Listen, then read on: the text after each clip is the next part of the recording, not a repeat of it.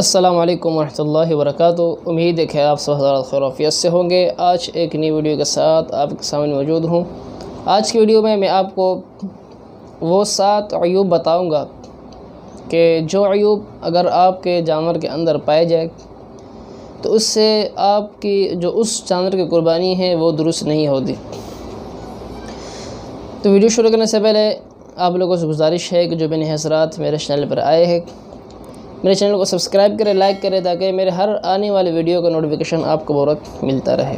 تو جن جانوروں کے عیوب کی وجہ سے قربانی درست نہیں ہوتی، ان میں سے سب سے پہلا ہے کہ وہ جانور جو اندھا ہو، کہ جس جانور کو بالکل نظر ہی نہ آتا ہو، یا نظر تو آتا ہو لیکن 1/3 سے کم نظر آتا ہو، تو اس صورت میں اس جانور کی جو قربانی ہے وہ درست نہیں ہے۔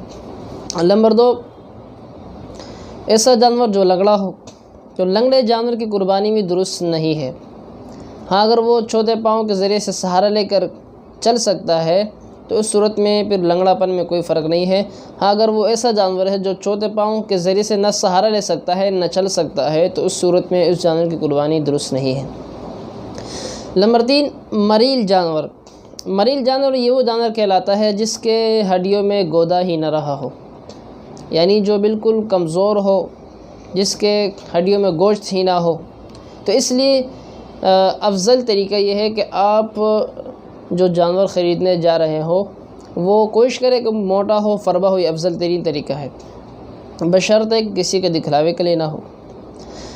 نمبر 4، جو جانور جس کے دم یا کان کٹے ہوئے ہو اور ان کا جو کٹنا ہے وہ 1/3 یا 1/3 سے زیادہ کٹے ہوئے ہو۔ اب 1/3 کی مثال میں آپ کو سمجھاتا ہوں، کیونکہ آپ ناظرین میں سے کچھ ایسے لوگ بھی ہوں گے جنہیں تہائی اور 1/3 کا معلوم ہی نہ ہوگا۔ تو 1/3 کی مثال میں آپ کو دیتا ہوں۔ اب یہ پنسل ہے، اس کو ہم 3 حصوں میں تقسیم کریں گے۔ یہ ایک حصہ بنا دیا، دوسرا 1 2 3، ہم 2 ایک تقسیم کر دیا، اس کے 3 حصے بن گئے۔ اب اس کا جو یہ ایک حصہ ہے یہ 1/3 کہلاتا ہے۔ 1 2 3، یہ ایک حصہ 1/3 کہلاتا ہے۔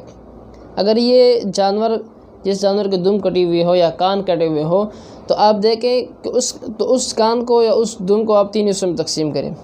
ان میں سے ایک حصہ اگر 1/3 حصہ تک اگر وہ کٹے ہوئے ہیں یا 1/3 سے زیادہ کٹے ہوئے ہیں، تو اس صورت میں اس جانور کی قربانی درست نہیں ہے۔ ہاں، اگر ان کے جو دم اور کان جو ہے وہ 1/3 سے کم کٹے ہوئے ہیں، تو اس صورت میں پھر اس جانور کی قربانی آپ کے لیے درست ہے، آپ کر سکتے ہیں۔ نمبر 5، ایسا جانور جس کے سینگ جو ہے نا جڑ سے ٹوٹ گئے ہوں اور ان کے ٹوٹنے کی وجہ سے اس کا اثر دماغ تک پہنچ جائے، تو اس جانور کی بھی قربانی درست نہیں ہے۔ اگر ایسا جانور ہے جس کے پیدائشی ہی سینگ نہ ہو یا سینگ ہو لیکن درمیان سے ٹوٹ گئے ہوں، تو اس صورت میں اس کی قربانی درست ہے، آپ اس جانور کی قربانی کر سکتے ہیں۔ لیکن ایسا جانور جس کے سینگ جڑ سے ٹوٹ گئے ہوں اور اس کا اثر دماغ تک پہنچ گیا ہو، تو اس صورت میں اس جانور کی قربانی درست نہیں ہے۔ نمبر 6، ایسا جانور جس کے دانت ہی نہ ہو یا آدھے سے زیادہ نہ ہو، بالکل دانت نہ ہو یا ہو لیکن آدھے سے زیادہ نہ ہو، تو اس صورت میں بھی اس جانور کی قربانی درست نہیں ہے۔ اس لیے خریدتے وقت یہ بھی احتیاط کرے کہ اس کے دانت دیکھ لیا کرے۔ نمبر 7، ایسا جانور جس پر ایسا خارش ہو کہ اس خارش کی وجہ سے وہ لاغر اور کمزور ہو گیا ہو، اور اس کے لاغر اور کمزوری کی وجہ سے اس جانور کی قربانی بھی درست نہیں ہے۔ اگر ایسا جانور ہے جس پر خارش تو ہو لیکن لاغر اور کمزور نہ ہو، فربا موٹا ہو، صحیح تگڑا ہو، تو اس صورت میں جو ہے نا آپ اس جانور کی قربانی کر سکتے ہیں۔ لیکن ایسی خارش ہے جس کی وجہ سے وہ لاغر اور کمزور ہو گیا ہے، تو اس صورت میں اس جانور کی قربانی درست نہیں ہے۔ اب آپ کے ذہن میں یہ سوال بھی آتا ہوگا کہ اگر کوئی شخص جانور خریدتے وقت وہ صحیح سالم ہو اور یہ 7 عیوب اس کے اندر نہ پائے جاتے ہو، اور خریدنے کے بعد وہ اس کے اندر یہ 7 چیزیں پائی جائے، ان میں سے کوئی ایک چیز پائی جائے، تو اس صورت میں پھر کیا حکم ہے؟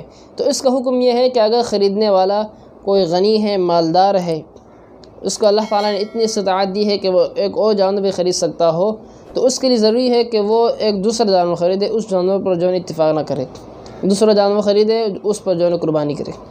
ہاں، اگر ایسا شخص ہے جس کو اللہ تعالیٰ نے اتنی استطاعت نہیں دی ہے، اس کے بعد اس نے مال نہیں، اتنا اسباب نہیں ہے کہ وہ ایک اور جانور خرید سکے، تو وہ اسی جانور قربانی کر سکتا ہے۔ اسی جانور کی جو ہے نا وہ قربانی کر سکتا ہے۔ اللہ تبارک و تعالیٰ سے دعا ہے کہ جو بیان کیا ہم سب کو عمل کرنے کی توفیق عطا فرمائے۔